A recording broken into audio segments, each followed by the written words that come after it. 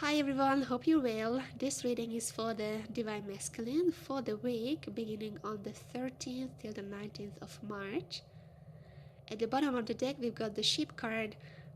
The Divine Feminine had the same card at the bottom of the deck, the Ship, which tells me that the two counterparts are in synchron. They are either consciously or unconsciously moving closer to each other on the twin flame journey, or physically moving closer to each other, whether they planned this or not. And I randomly clicked on a video on YouTube, a reading by a fantastic man. I'm sorry, but I don't remember his name. He was talking about you're gonna meet somebody at the airport, you're gonna bump into each other at the airport. But he was talking about this person not as a new person, but somebody you already know. So I was playing with the idea if there's a possibility that we bump into each other at the airport, because I'm actually planning to travel in the near future. I'm going back to the islands where I was last year. I'm not planning to go to the same island where he lives. I want to go to another island, but there is a possibility that we may bump into each other at the airport. I don't know. It was just uncanny to listen to that reading after I pulled the cards. Okay, so something is happening on this journey when the two counterparts are in synchron. Their movements, their actions, their plans are in synchron.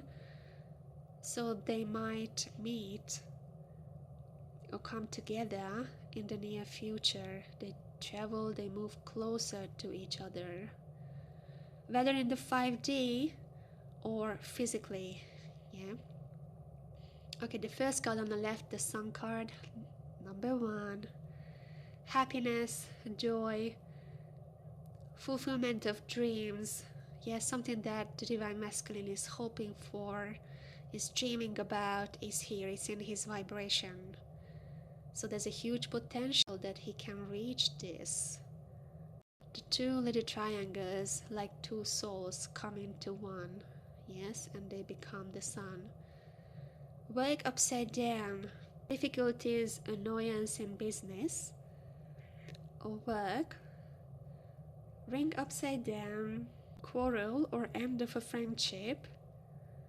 End of a marriage and end of an engagement and end of a commitment, which can be work related, of course. It's not working out. This job, this commitment that ties the Divine Masculine to money, to the resources of his finances, is not working. Stork upside down, the changes will not be good. I feel like he restarted something with the fox, hoping that it will work out this time, but it just became worse. And this fox is a false friend. We have these two cards very often together in the Divine Masculine's reading. There is a person in his home environment, whether it's a spouse, whether it's a family member, whether it's a friend, if he lives in a flat share, for example, a landlord, whoever that is, in his home environment, or a person that is like a family member to him. Yeah? Somebody who he ties to the home. And that person is draining his energy, and he's very sad. In that environment, he's very sad to be around that person. I actually feel like he's drained. And he is back and forth in this connection. It's like he's leaving this house and then he goes back. He's leaving again and then he goes back. And then he experiences the same issues, the same difficulties, the same like sadness and the same draining energy every time. It's like he's giving another chance and another chance to make it work.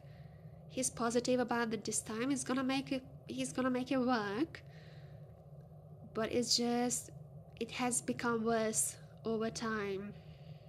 So we got the Flower card, which speaks about happiness and love and materially, and the woman is the woman who enters his life, the woman who is in his life, whether physically or he's thinking about this woman a lot. And this can be the Divine Feminine herself. Like the flower and the woman together.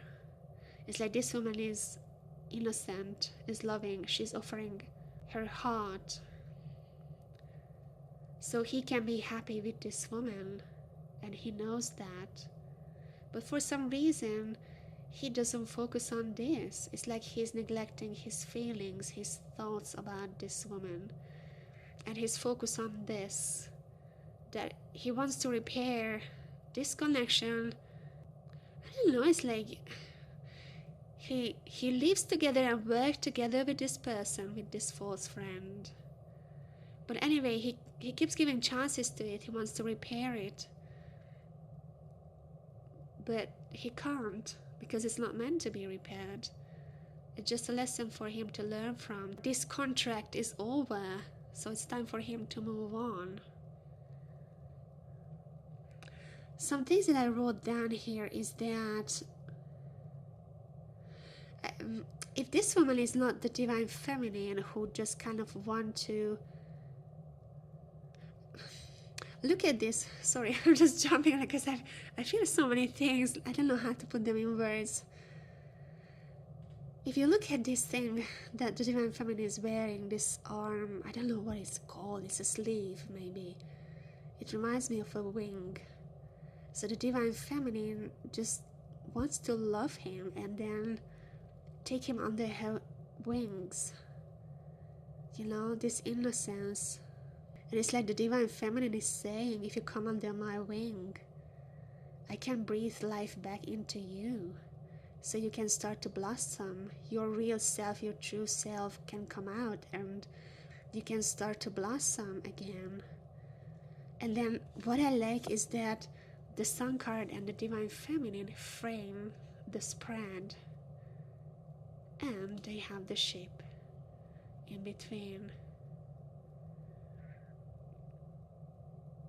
Honestly, guys, I don't know if you plan to travel. Something with the sun, a sunny place.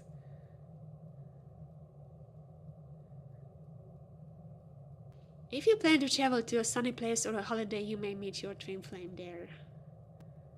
Cross over waters, a voyage even.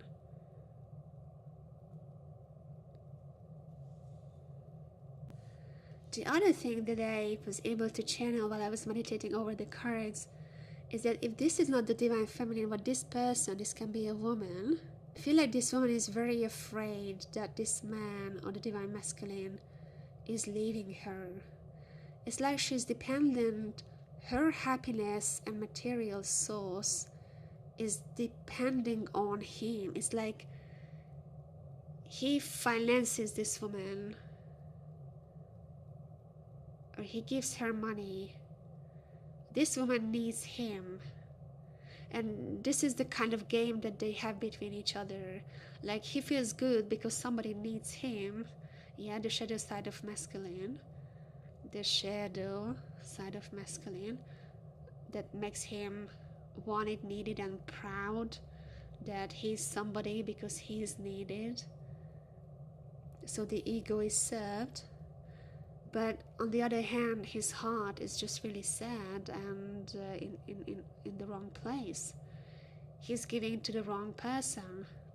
So this woman, I feel like he's trying to hold him back, promising happiness and love. It's like nostalgia. When I look at the flower and like I think of nostalgia. It's like she's saying, remember the old times, we used to do this and that together. We used to be so happy together, blah, blah, blah.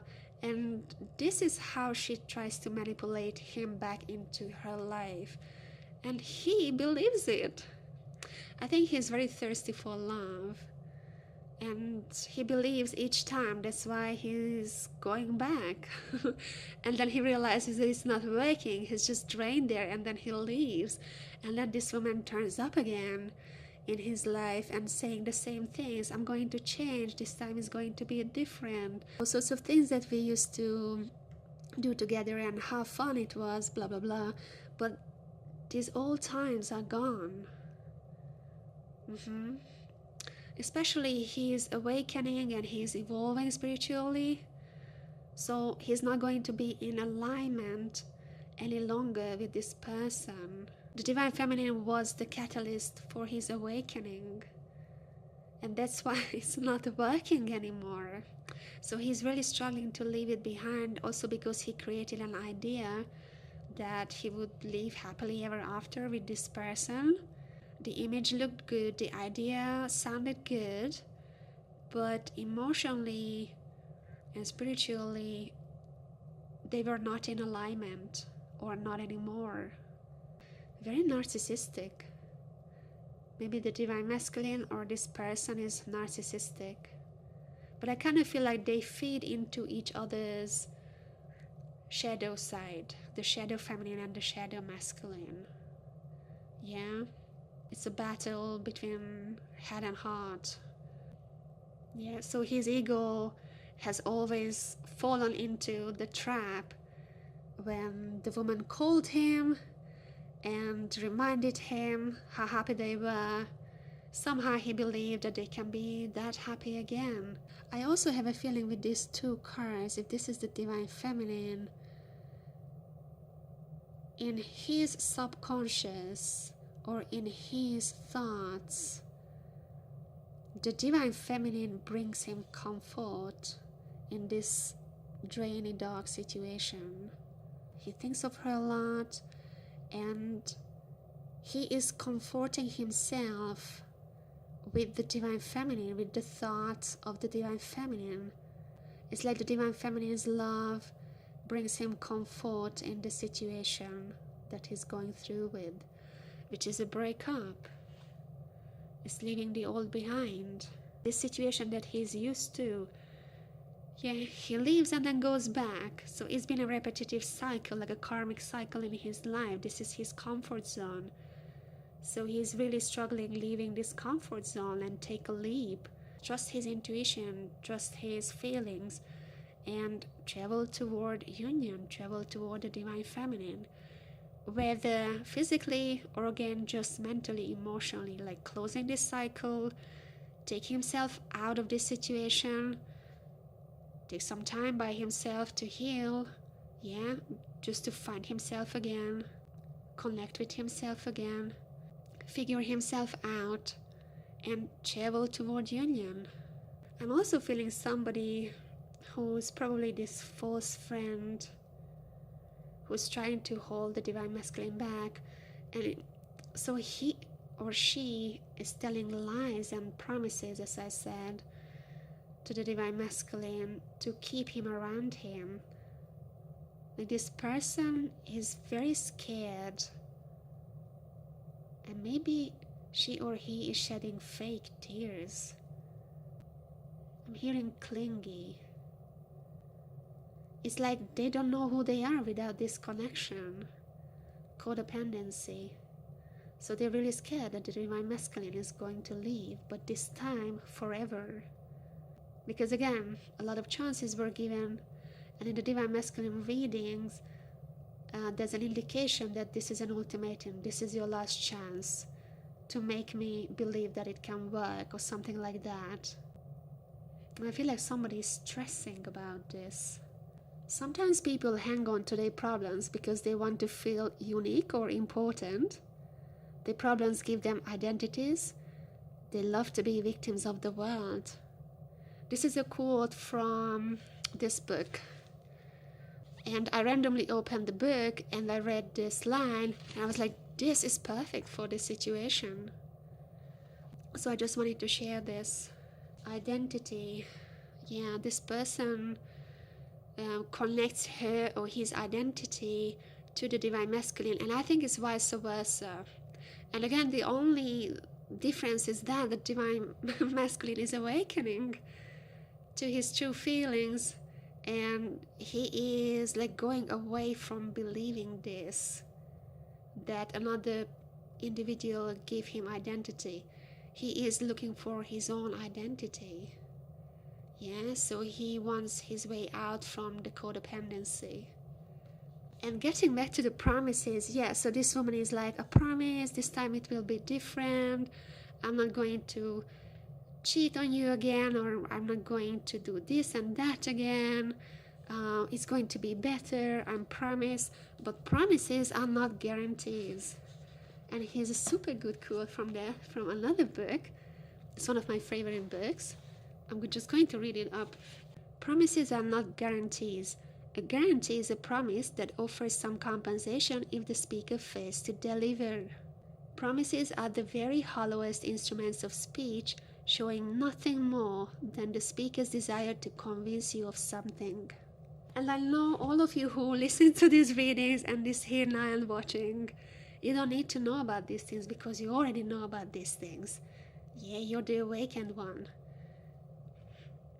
But sometimes it's good to hear these things because it brings a sense of confirmation and peace. But this person is just learning about this lesson now. So give him time. Be patient with him. Let him grow in his own pace. Yeah? He's gonna get there because he's about to leave this situation. Okay, this is what I got for this week. Thank you for being here. Thank you for watching and listening. I'll speak to you next time. Bye for now.